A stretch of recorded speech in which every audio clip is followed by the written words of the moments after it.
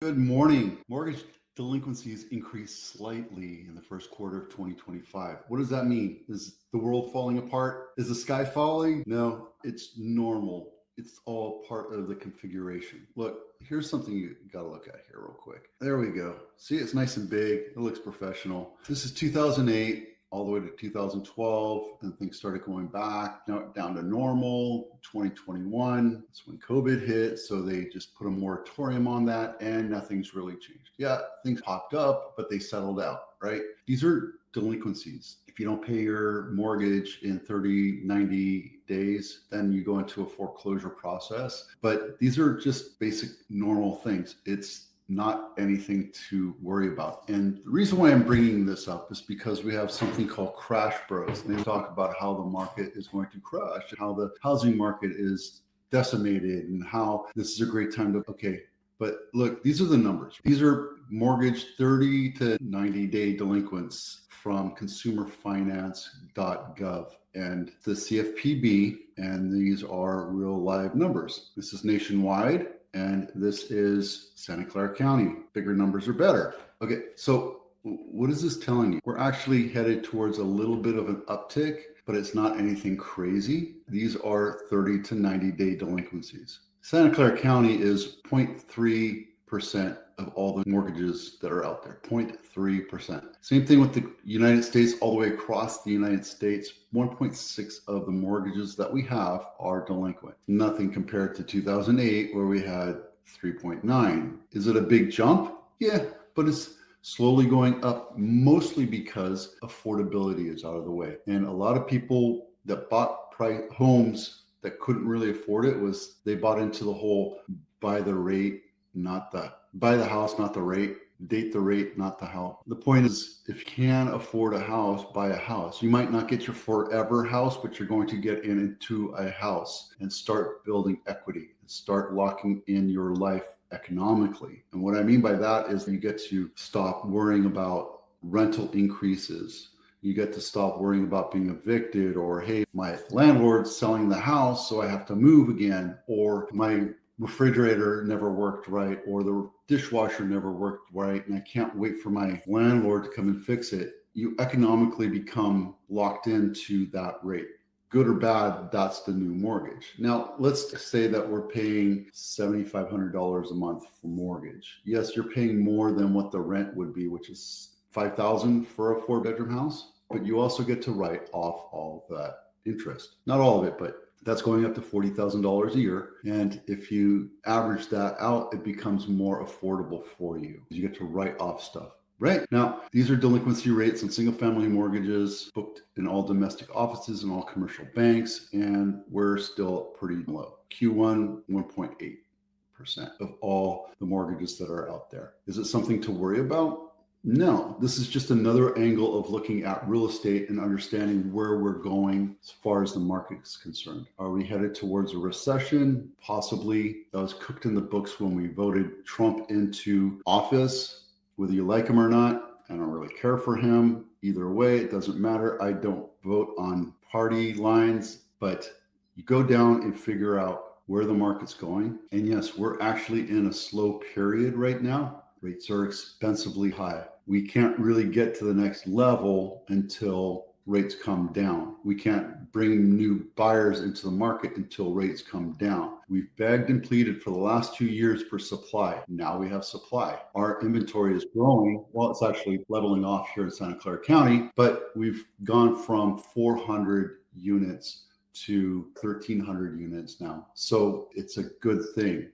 We need to be about 2,000 to make it a truly balanced market, but it's artificially balanced right now because interest rates are still high. We're at 1,300. 2 years ago, we were at 700. February 2020,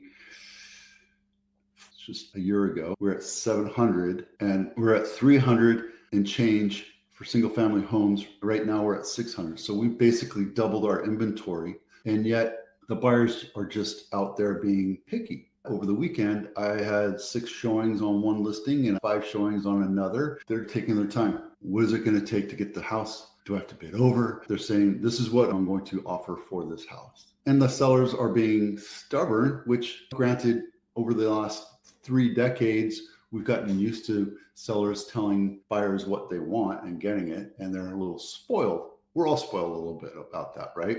Inventory is where it is. If interest rates come down 0.5%, more buyers will hit the market, and then it'll come back to the firestorm. So if you're selling your house right now and you're frustrated, I would just say be patient, because rates should come down in September and you can do without what you want. I'm not saying it's going to, I said should. If we're in the political foray that we see on the news every day, may or may not happen. We may go until January 2026 before rates come down. Who knows? Been telling people this since May. We just increased our real property transfer tax in San Jose to $2.3 million.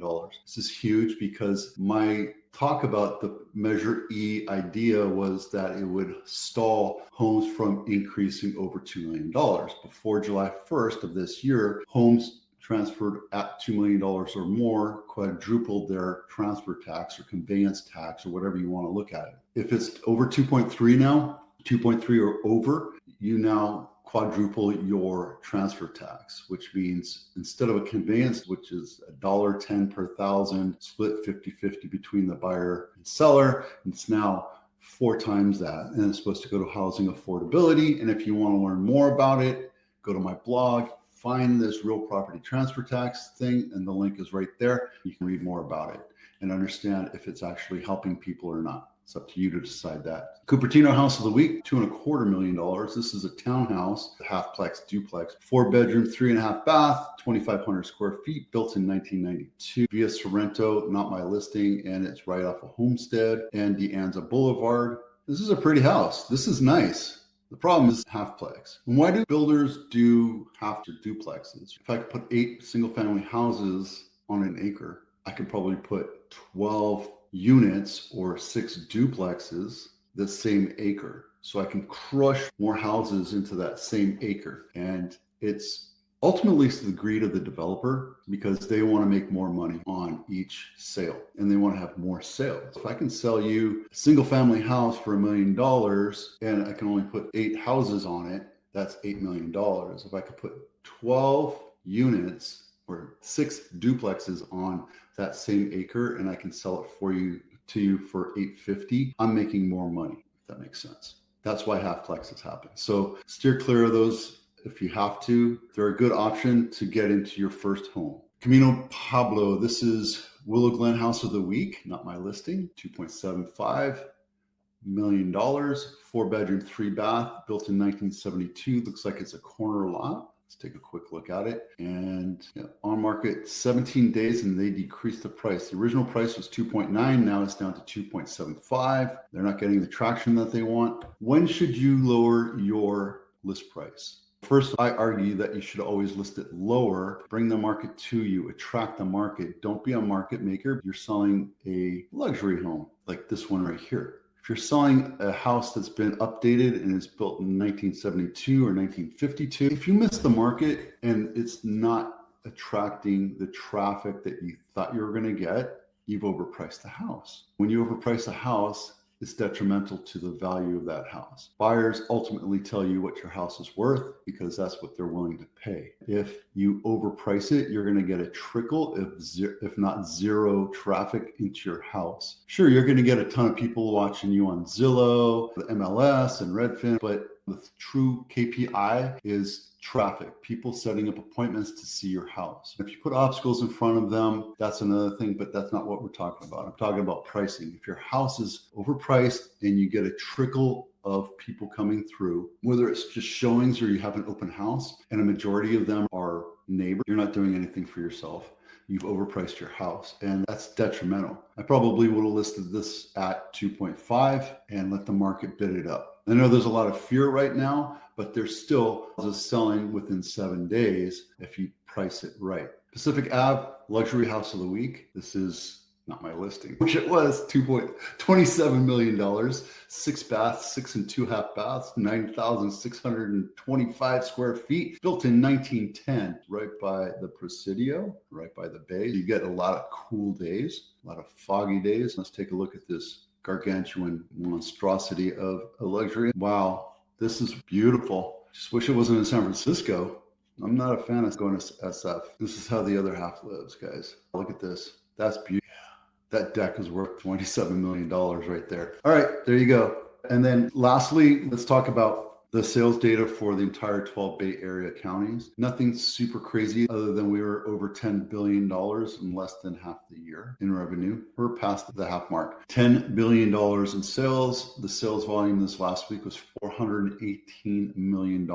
We closed 180 sales, which brought you $418 million. Median sales price is $2.4 million in San Mateo. We have 240 new listings this week. We're getting the inventory that we want. We just don't have the buyers coming in. We still have buyers coming in, but buyers are being picky, right? We had 139 houses go into contract this last week. If you look at Blossom Valley, this is the area I live in. We had 8 complete closings this last week. The average sales price is 1.56. If it's priced right, your house is going to sell at 4% over list price. What does that mean? You don't price it at market or above market. You price it just below, about 5%, and then you should get your house done. When you look at averages versus location versus condition, you have to take that into account. If your house needs upgrades, needs air conditioning, needs a new pool, needs a new roof, hasn't had a new kitchen, you're not an average house, you're below average. And the proof of the pudding is if you're not getting traffic over the weekend or during the last week, the proof is that your house is overpriced. And the buyers that are out there have seen your house and decided to look at something else. Months of inventory